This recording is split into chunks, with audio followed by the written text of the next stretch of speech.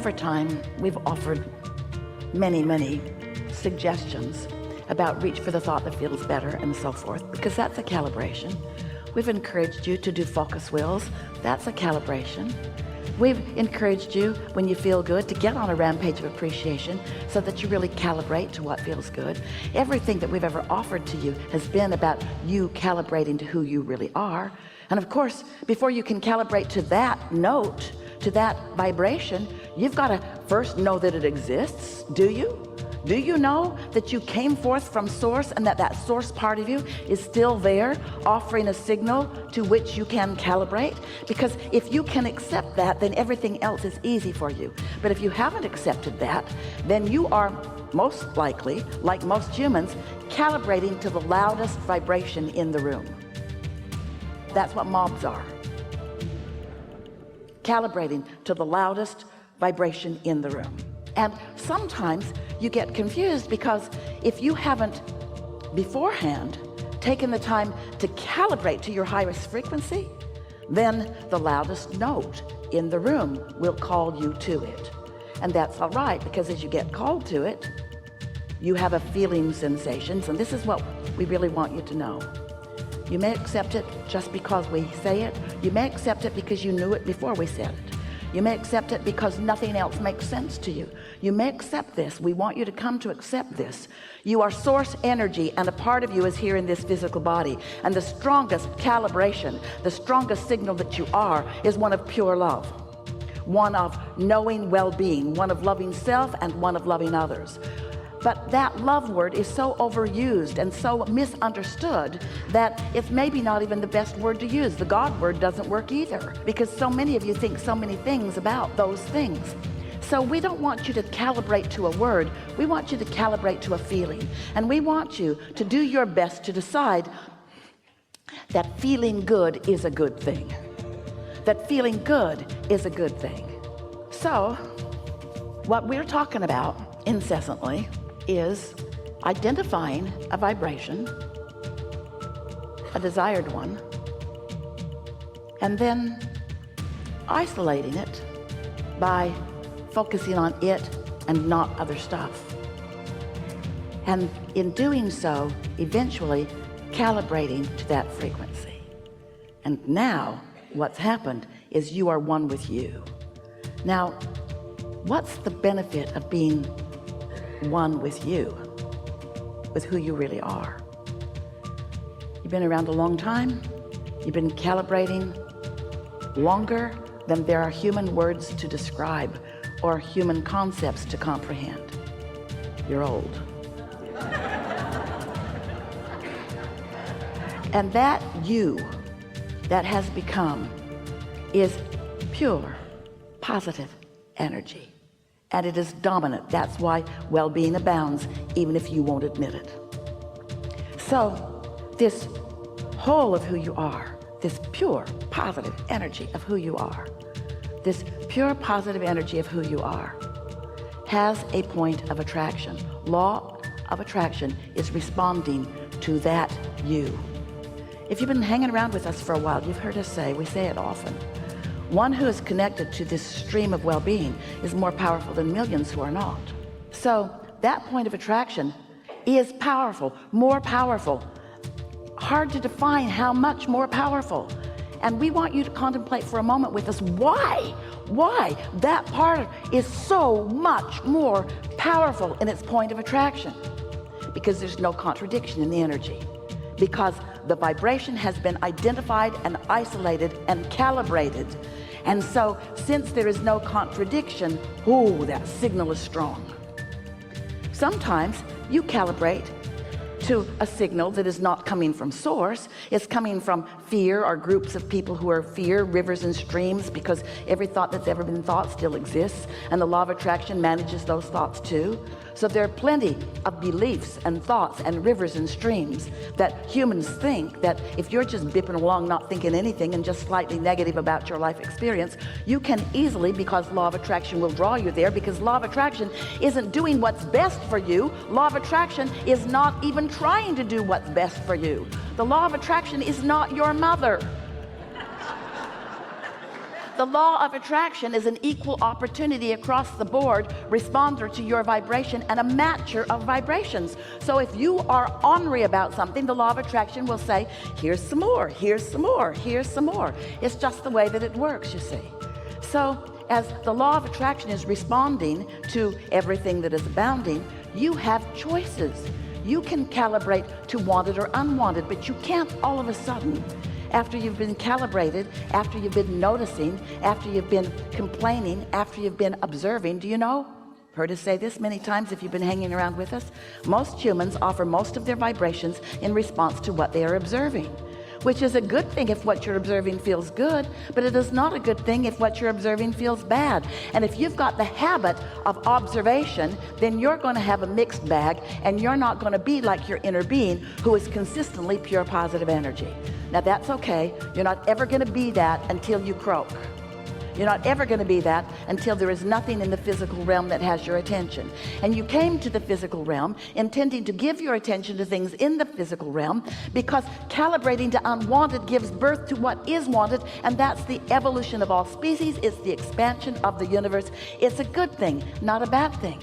You just have to decide, once you've taken that step one by knowing what you don't want and asking for more, you just have to decide if you're willing to start looking toward what you're asking for, or if you're going to stay in the defense mode of explaining to someone, usually your mother, why you want it.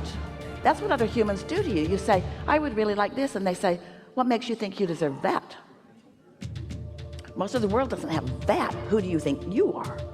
And you're usually not with it enough to say, I'm source energy in a human body, and I get what I want. You're usually not frisky enough to say, oh, well, it's nice talking to you. I think I'll go over here where I no longer have to talk to you. Because you are seeking calibration from me. Because now, why do you do that? Why do they, why does anybody, why do you seek understanding of others? Why do you want them to get you? Why do you want them to get you? Because if they get you, you feel better. You feel better than if they don't get you. We get that. But why is it important for them to get you? Here's the answer. Here's our answer. Take it or leave it. Here's our answer. The reason that you want humans to get you is because you've forgotten who really gets you. You've lost track of what it feels like to really be tuned in. So we don't want you to tune to this frequency. We don't want you to calibrate to the frequency of source for the power of it, although it is powerful beyond description. We don't want you to calibrate to that for the power of it. We want you to calibrate to that for the pleasure of it. And stop looking for love in all the wrong places. Stop looking for it with somebody who's depressed, or somebody who's jealous, or somebody who's lost. If you're walking along a mountain, it's a nice, great view.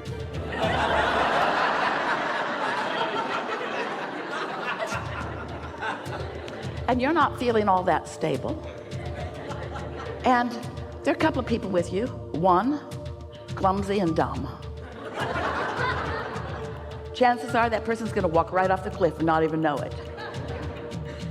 And then there's somebody else, sure-footed and stable, paying attention. Which one would you be glad was walking close to you? And we're just saying, your inner being, your source, is not just walking close to you, is all over you, surrounding you, infused in you, flowing through your streams, your air streams and your blood streams and your vibrational streams. You are so understood and so loved and so wrapped in this stable love. But if you're focused upon something that's a different frequency, you don't know it. And you see, it's your perception that matters.